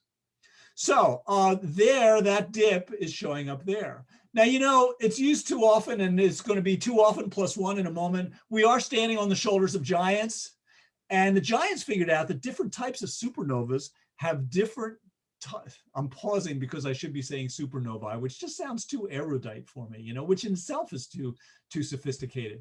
So different supernova types have different spectra. And this dip right here, they've keyed it out. It's unfortunate. The colors are colored to the key instead of the spectrum. That color is for silicon. Notice these other supernova types don't have a deep dip right there. So we're able to use that to identify the supernova type. So this is pretty cool. It's just just a little bit of math here. David and I measured this wavelength here down on the x-axis at about 6150. If Bunsen had burnt beach sand silicon, he would have seen at rest that wavelength for that dip. It would have been a little bit to the right. So Doppler shift formulas, your friend at, well, your friend is Wikipedia. I couldn't remember the Doppler shift formula, but there it is. We plugged the numbers in and we were able to calculate the blue shift from the shell coming towards us at an enormous speed with a backyard telescope. That you should really, if you're not familiar with the fact that this is possible, this is the wow moment, really, that you can do this kind of thing. So you may recall Adam Rees and his team won the Nobel Prize in 2011 for work that they did just before the turn of the century with the accelerating expansion of the universe. And somehow, even though he used type 1A supernovae just like this as standard candles, I think his equipment might have been a little bit more sophisticated. Maybe more like what Tom P had that he was showing us earlier. So what about the spectrum of a black hole? Well, of course, a black hole doesn't emit any light, but the accretion disk is very hot, and it does. So David Hayworth of Portland, just south of us here in Seattle, imaged quasar C3 There it is. There's a spectrum, 2 bright dots you can see there. There are the 2 bright dots again, and there's the spectrum. So Martin Schmidt, in his mid-20s, in the 1960s, looked at this, and like any scientist, he wanted to understand it. And so he did what lots of scientists do, compare an unknown to a known. So he looked at the hydrogen bomber series. This was that image from my software I asked you to keep in your mind's eye. This happens to be Vega, but those lines there are where we'd expect to see the hydrogen bomber series, right? And they don't match up. Schmidt looked at this and went, well, it's not hydrogen we're seeing here. Those peaks aren't hydrogen. And, you know, there's not any big, there's no peaks over here for those lines. But it was hydrogen, massively redshifted. He wrote a wonderful account. He was actually interviewed, and there's a transcript of an interview with him where he describes his discovery. And among other things, he describes his fear that the explanation he had was too simple, Occam's razor notwithstanding. And he'd be laughed out of the academy when he published it, and they'd go, oh, no, that's so full of holes. And it's an interesting interview. It's linked to on my site, and if you're curious, contact me and I'll get you a link to it. It's fascinating reading to hear about a professional making a discovery. He was scared he was going to become famous, and he did. And he just wanted to do his work like most of us. So I wouldn't mind a few groupies from these talks, but they just don't seem to show up. What can I say? By the way, speaking of those kinds of things, my wife insists that I dress for success. I think this is not what she had in mind, but you know, we've got some colors here, so I thought this is a good place to try it out.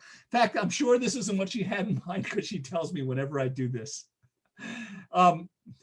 So, you know, I mean, you can see the hydrogen alpha line right in there. Anyway, Martin Schmidt, only 26 years old, made this discovery. So again, just some quick slides here about the kinds of measurements we were able to make. And one of the things I think, especially after midnight when we're at these star parties or, out in our 2-week job out at a dark sky site at some wonderful telescope, and that is just the enormity of the scales that we look at. Somehow both it's humbling and it's freeing. You'd think one conclusion would be I'm just a speck of dust, which we are. The other thing is somehow it frees us from some of the burdens that we have. Much like, I suppose, what do they call that? The astronauts, when they look at the Earth, they allegedly have this transformation when, they realize some significant things about life and what's important. So, 2 things here of that sort, one of which is, and you may be familiar with this if you're familiar with the topic, and that is a quasar is 100 times brighter than all of the stars in our Milky Way typically. This one I like a lot. If this quasar was as distant as Pollux, and that's pretty far away, it would still be about as bright as the sun. That to me is really remarkable. Not that I can tell you this distance, but I know it's freaking far away. So this light is what, 2 billion light years away, coming to us from that distance over that long period of time. So what amazes me is that light can still have information in it that we can learn something about that object. This is Doppler shift from cosmological expansion. So not everything ages as well as photons in the universe. Here is Martin Schmidt a few years ago. And to be honest here, I am justly accused of throwing Martin Schmidt under the bus. Look, he's got a full head of hair and I don't. So I'm a little envious of the guy. Okay, so far we've been looking at things, and we're going to finish up in the next couple of minutes, looking at things at this scale. There's our hydrogen alpha feature. I'm never good at drawing this, especially with a yellow cursor. But how wide is that feature? Well, it's not centered, but it's about 50 angstroms wide. If we want to drill into that feature, we need to step up to a slit spectrometer. And there's a spectrum of Vega, and there's that hydrogen alpha feature on one of those higher end, expensive, more difficult to use, not the good gateway entry point for any of us slit spectrometers. There's hyphens between all those words, by the way. And this is one, let's compare this again to something known like the moon, the reflected sunlight off the moon. The moon's not really moving appreciably towards or away from us. Look at that Doppler shift. So again, with a backyard telescope and a slit spectrometer, we can start estimating radial velocities of local objects rather than just quasars. So this is pretty cool. By the way, the other thing I wanted to mention, I don't know if I even have one. I'm a little embarrassed. I need, again, when I'm in person, I ask somebody in the audience to drag out a astronomy or sky and telescope magazine and turn to the back where they have those showpiece images by amateurs. And they're gorgeous. Some of those images are just stunning. And then I asked them to read the caption. And at the end of the caption, in Sky and Telescope, the last time I looked in astronomy, they weren't giving all the details of how the image was captured. But a lot of them, it's like 20, 30 hours of integration time. God. Look, friends, I live in Seattle. I don't get that much imaging time in a month, given the clouds that we get here normally. And I don't have the skills, the telescope, the dark sky site, or the interest in doing those kinds of images. But I'm glad those people do. And the thing that I wanted to mention that it struck me as I was thinking about this is the magazines always present these showpiece images. And I can't achieve those. But everything I've shown you tonight, you can achieve. Now, the ones with the slit spectrometer, probably not next week. But every other image, this is the real ding moment. Every other image you can, really, if you've imaged before, this stuff is a piece of cake. It really is. Because we're just looking at the level that we're typically at. We're just looking for these dips in light. We're not doing all the fine tuning and color balance and enhancements that we do on visual imaging. It's surprisingly easy. Okay, last example here. And let's see if I have somewhere here. I'm not prepared, so I can't find it. So we're going to just use this little ball here. This is a star. It's rotating. I was going to use a basketball. It's a star rotating. This edge is coming towards you. That edge is moving away from you, spinning very fast, suppose. So this light, there's some red shift on. That would be, this one is red shift. This one is blue shift. So Vega doesn't rotate very quickly, But a star that's rotating very quickly could have considerable blue shift on this edge as it comes towards you. This edge as it moves away from you, you'd have red shift. And here's Altair. Look at that broadening, because some of the light that was here got smeared off to the edges. They are giants, these people who figured this stuff out. Who would think that just by splitting the light of a star, you could understand something and measure its rotational speed? This is, again, something that needs a slit spectrometer. So how do you get started? Very quickly, I mentioned the star analyzer grading. You need most any camera. You need some sort of data reduction software. This is my software, this RSpec. It stands for real-time spectroscopy. These are some of the freeware programs that are out there that I tried it early on. I know the writers of these. They're really, really great astronomers, and their software is still a little rough around the edges. You may also need some adapters or spacers, because although it's not nearly as critical as focus, this distance has to be within a certain range so the spectrum spreads out just the right amount. So I, on the site, have a calculator where you put in various parameters from your setup, and you're looking for some green flags over here. So it does it all for you. And a lot of people just end up sending me a list of their equipment, and I plug it in, and then make a quick tutorial video. It's easier than typing these days. Make a little video and explain to them what I did, so that they select the right grading and so they get this distance right. Anyway, there's tons of books out there. Again, I'm not going to get into a lot of detail, but on my site under links is this really wonderful book here. And the reason this book is great is because it's got, I think I may have an example. Yeah, there you can see he's got all these examples of all sorts of different objects, but I have no idea why ionized nitrogen would be significant on a ciphered galaxy. But the cool thing is he does. And so in his book, he writes a lot about what we're seeing. And he writes it for us. He doesn't write it for postdocs or for undergraduate physics or astronomy students. He writes it for us lay people. So great book, even if you're an armchair astronomer. We've got a great forum on our site. I mentioned earlier that the AVSO has jumped in. About 4 years ago, I gave a in-person a workshop for about 100 AVSO members at one of their conferences. And they video recorded it. And what an archaic term, video recorded it. And they recorded it, and it's now available on YouTube. You can download my software for free for 30 days, full version. And you can download the sample data. And so tomorrow you can walk through the software, even if you didn't own a telescope and just wanted to try it. You can walk through that workshop, especially if you have more than one monitor. So you have the YouTube on one and my software on the other, and really get an idea for what's going on. There are opportunities for pro-am collaboration, not as many as we'd like. Christian Buil, you may have heard of him. He pioneered CCDs in the late part of the last century, one of the leaders in the field. Bob Stencil was at the University of Colorado, but most of these are amateurs, those who are still alive. Jeff Hopkins, some of you may know, who's a real character. He's no longer with us. So we've come a long way in the last, this is probably the fastest walkthrough I just did ever. In the last, 35, 40 minutes or so. And we've come a long way in the last 200 or 300 years. I'd like to thank you all for your patience with me, maybe smiling at some of my jokes. Those of you, as I mentioned earlier, who are doing outreach, a special thanks.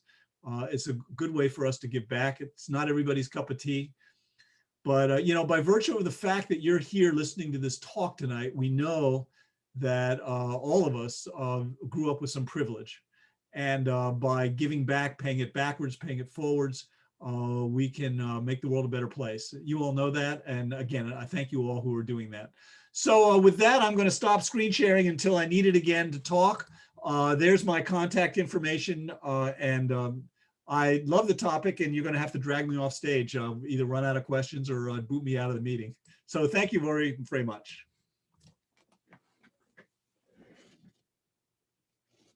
Okay, I hit the thing. Okay, I am muted. No, We can hear you. okay, it's lag.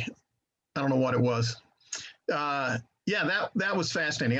I really love the science of spectroscopy. It just blows me away what they can do. And like you said, I mean, I'm not shilling for you or anything, but it is so much, I won't say quicker.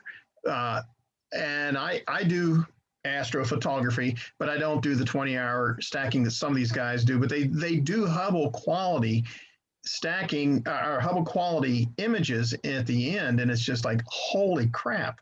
I was so impressed when I got a good 30-second maybe image of M42, the Orion Nebula, that is better from my DSLR than one that I bought at the Texas Star Party several years ago that someone had done. So I was just impressed by that little bit, but I just don't have the patience to do 20 hours and do the darks and the lights and the bias and the all this other stuff.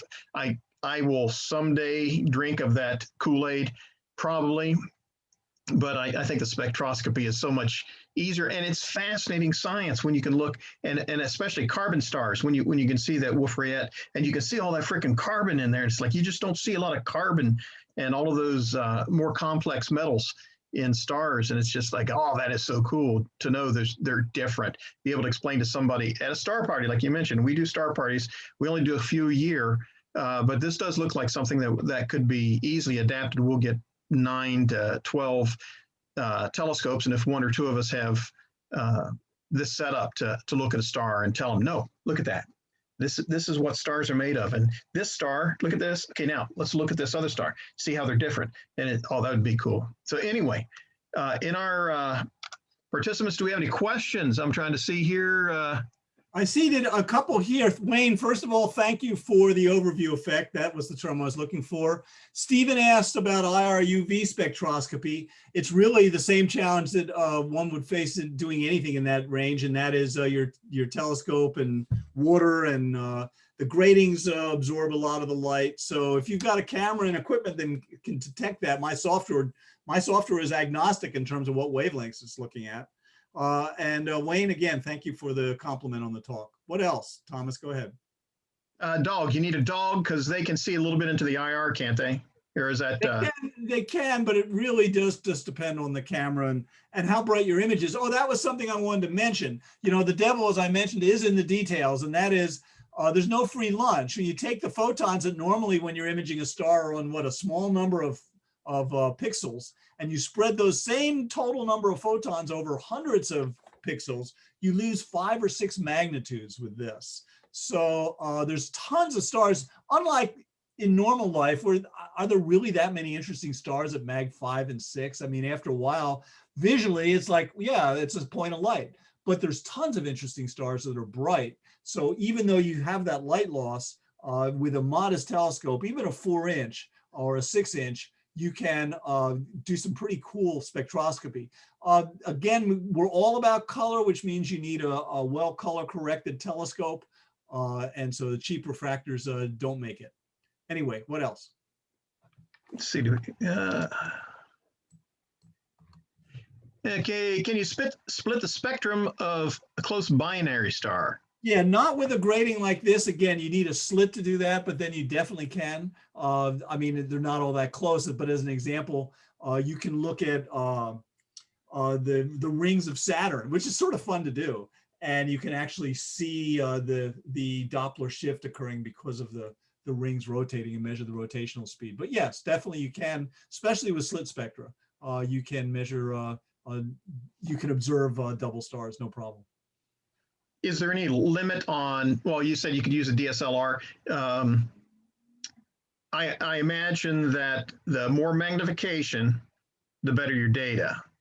The less telephoto but then again, it's also the better color corrected, maybe.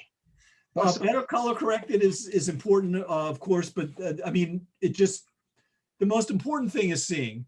If you're using a DSLR with the grating on the nose piece, then magnification comes into play with the focal length of your lens. But and the star size makes a difference when you're using something like this, and that our calculator takes that into account. But it's really a matter of just getting this the right distance from your camera, given your telescope focal length, which has something to do with the size of the star as well as the pixel size on your camera. Standard stuff. But other than that, it's a pretty much familiar imaging process, except again, the results are pretty much instantaneous on so many interesting objects. I mean, you image Vega with an 8-inch telescope in 4 or 5 seconds, and or with a live video, and you get something of interest to talk about and to marvel over. In fact, I wanted to just share my screen for one more moment, if I could, because at least one more moment, and that is, I wanted to show you this. So this is Albireo A and B, and you can see the spectra there. It's mono because, again, mono is more sensitive. It also has some other advantages scientifically. The color filters can introduce some weird things. And you can see from this spectrum has been corrected for a camera's QE curve, the fact that it's more sensitive in certain regions than not. The software will do that in real time. But what I wanted to show you here was, and I've got my little cheat sheet here, that because I can never remember it, the dimmer of the two, Albireo is a type B star. Do I say that anywhere? I bet you I do in just a moment. So this is real time. It's jumping around because of our seeing, and we're seeing more of the energy here on a type B star in the blue. Now on the other spectrum, there's a gap. We can actually see a feature. On this spectrum, let's pause it for a second. You see a lot more of the light over here in the red end. So now we're actually seeing the Planck-like curve associated with the star. Now, professionals don't use curves like this to tell star temperature. They use the existence of certain features. But this is pretty cool. This is actually the exact reason I started this whole project. I wanted to be able to do this. And again, this is real time under the stars that you're looking at star temperatures. So I wanted to show you that. The other thing I wanted to show you was really briefly, this is for your benefit, I don't sell these, and that is the Shellyak solar spectrometer.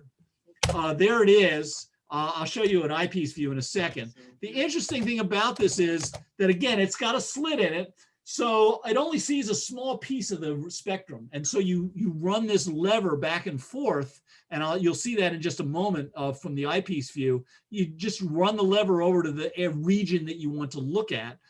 This has a gnomon on it, and you saw the gnomon there for a second. There's the name and so forth, but let's look at what the view looks like.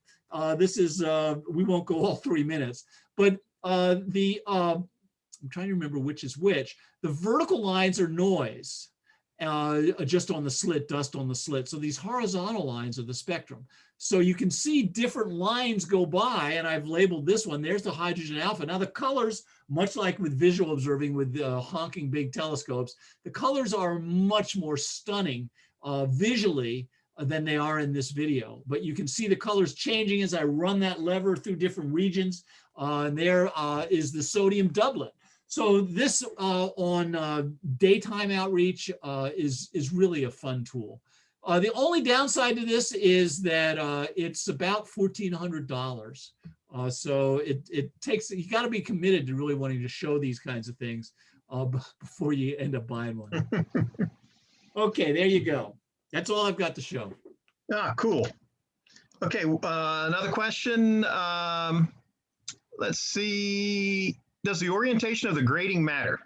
Yes, the orientation, because it's just like a prism, really, in what it does. And the grating comes with a little line mark. You can actually see it there. And so when you mount it, the instructions explain how to mount it so that the spectrum is, horizontal.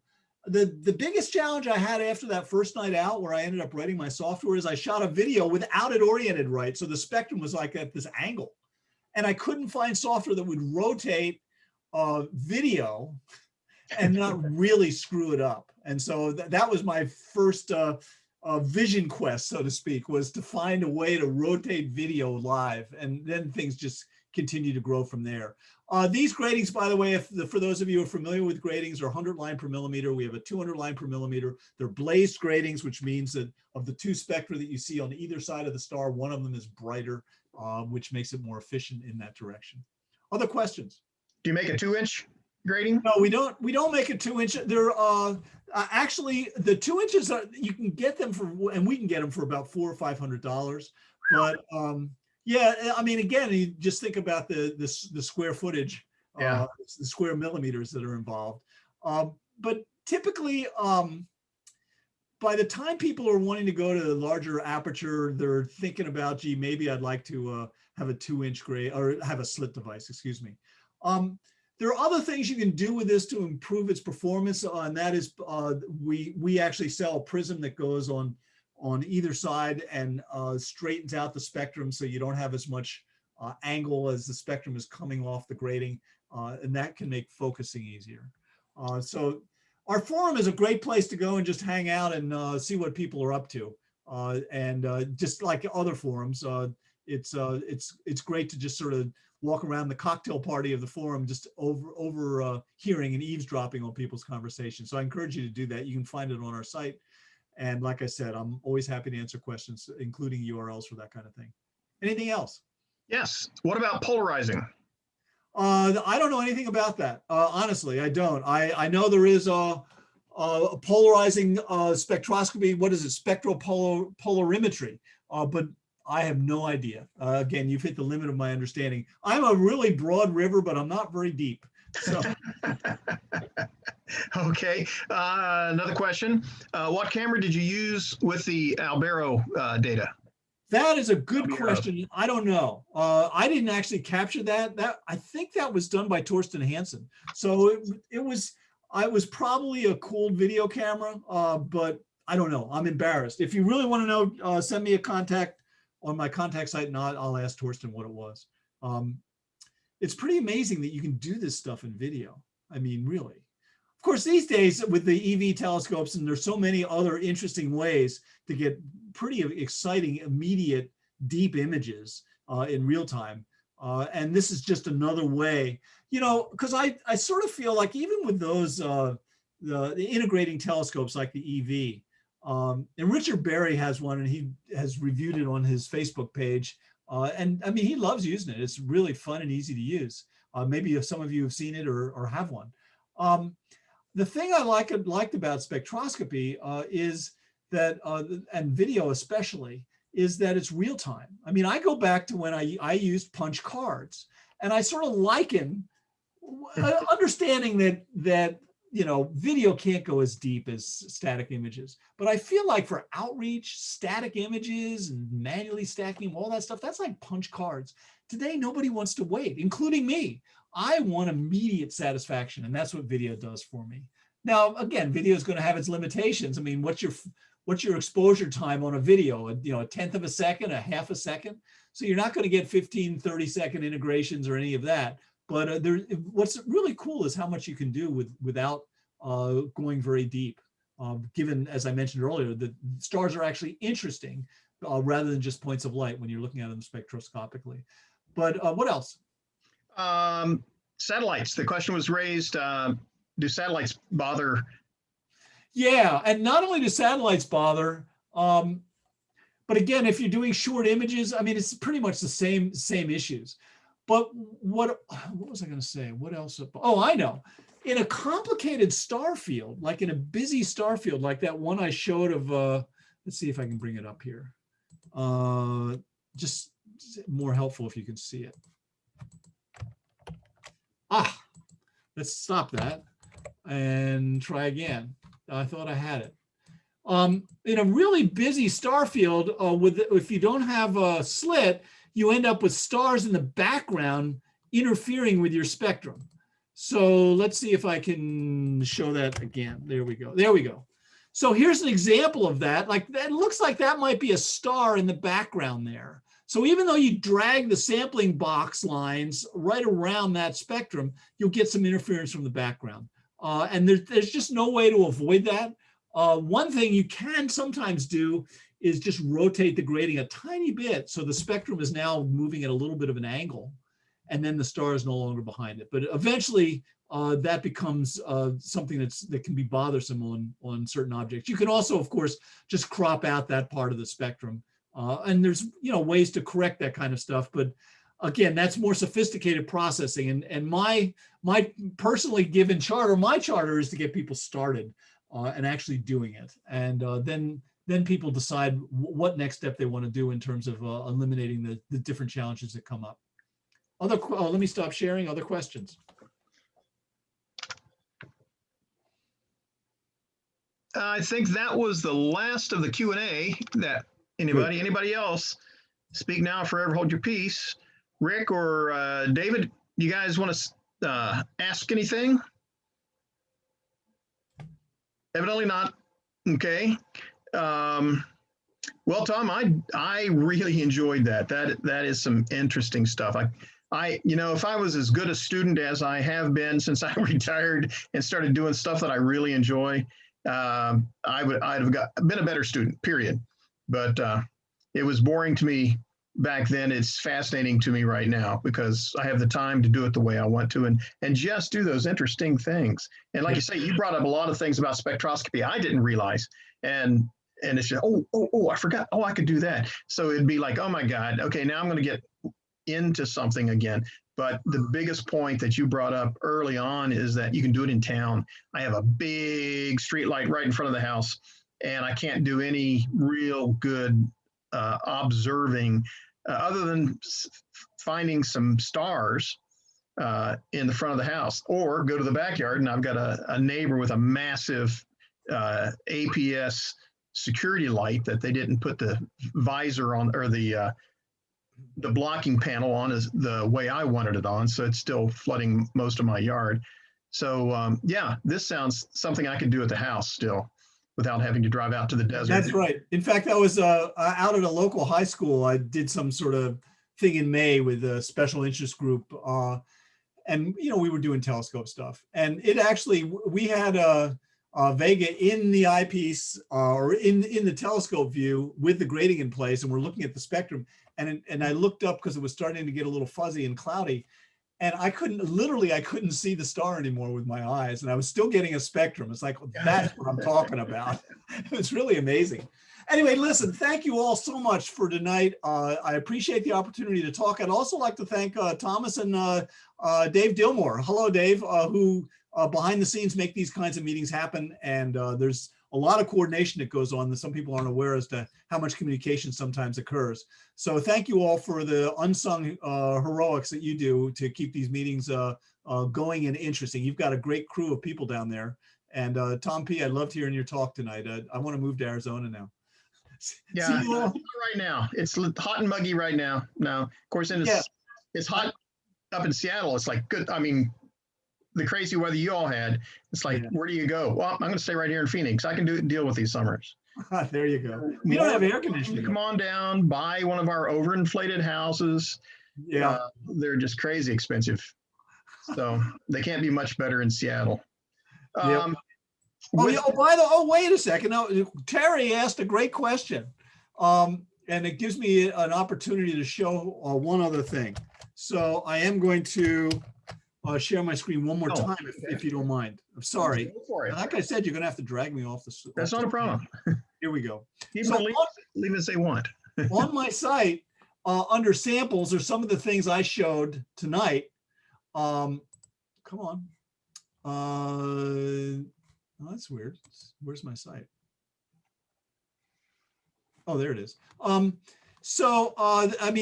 what I wanted to show you was RR Lyrae, which is here. This is an animation. Watch this play. So the question was, can you do variable stars?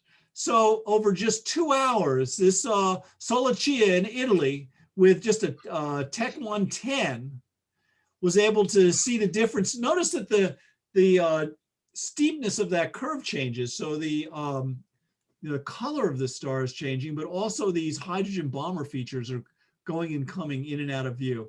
So he didn't do this with my software. He did do it with a star analyzer grading, but this is the kind of really cool thing that you can do. So I wanted to get that question answered. Anyway, good night, everybody. I'm going to leave so you can talk about me behind my back. Have a great evening. Thank you all. And I hope to meet you all one of these days at NEAF, maybe in the spring, if not before. That would be cool. Tom, thank you again. Hope to hear from you in the future. and we'll be in contact. Thanks so Thank much. you. Good night, everybody. David Dillmore, Vice President of SAC. Anything you want to say?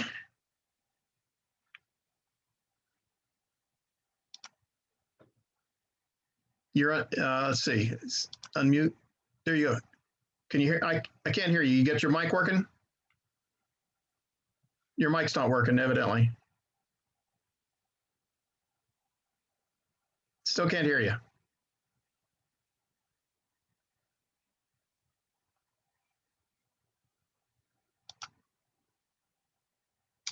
Okay. Well, I'm sorry, David, that we can't hear from you. Rick, anything you wanted to say? Okay. So the rest of you participants that are still here, we do appreciate you hanging in, listening. Oh, wait a second. Was that you, David? Or was that you, Rick? Or am I hearing voices? Oh, that was Rick. Okay.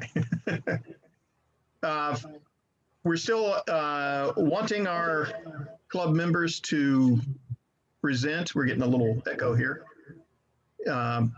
So if you have something you've done, or, I mean, nothing criminal, or want to confess, let us know, present it at our August meeting, and we will put you on the agenda. Otherwise, until then, if there's nothing else anybody wants to bring up, let's gavel it out. Okay, here we go. Meeting's adjourned. We'll see you. Have a fun weekend, everybody.